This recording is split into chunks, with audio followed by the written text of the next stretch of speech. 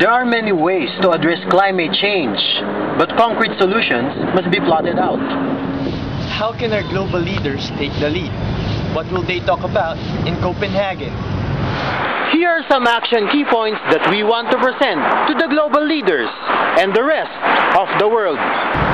We raise our voice, and you take the lead. It has been weeks after typhoons Ondoy and Piping had struck Manila and other areas in Luzon. Currently, the Philippine government and the families affected are still recovering from this calamity. The tropical typhoon Ondoy, which stormed us last September, killed more than 300 residents, relocated thousands of families to safer places, and damaged worth millions of dollars of properties. Lessons can be learned from its natural impact. Had a suitable preventive measure be placed during the Ondoy tragedy, catastrophic effects could have been reduced. This is a wake-up call. We ask our global leaders, especially from developing countries, to iron out clear platforms on an environmental management system, which can be followed or adopted by countries, particularly those prone to natural disasters. This is a typical relief center here in Manila, where students like me do our share and do our part in packing relief goods to the victims of Typhoon Ondoy. We want to zero into disaster preparedness and response programs. For example, a well-coordinated disaster communication system that will effectively and efficiently reach those who need help. Government, private agencies, and concerned citizens and organizations can be more involved with communities in developing suitable programs.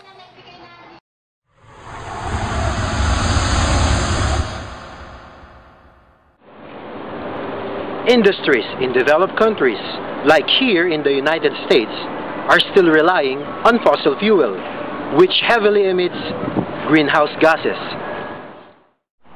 We ask our global leaders to pass more laws that will motivate industries to comply with reducing carbon emissions, and laws that will encourage and promote the use of alternative energies. They are renewable, they are safe, and they are cheaper. Governments must coordinate with different stakeholders in making alternative energy available in a wide-scale level. Funds for scientists and researchers must be allocated to develop green technologies and find more ways to innovate in using such resources. Universities must encourage their students to intensify researchers in this field.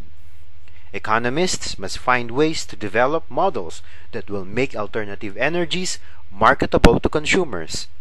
We hope green investors and social lenders will also make the cut.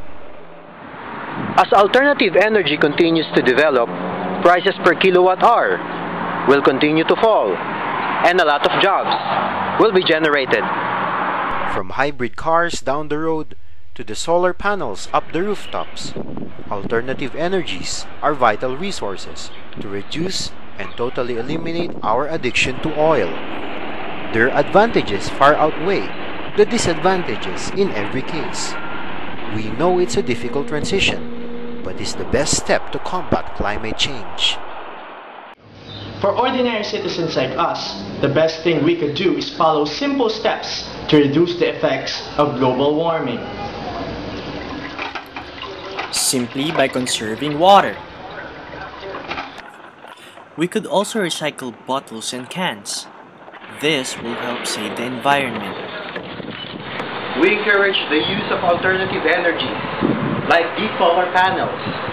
In using this, we are able to reduce the cost of our electric bills. And most of all, we can make it a widespread campaign, isn't it? We can call it green education.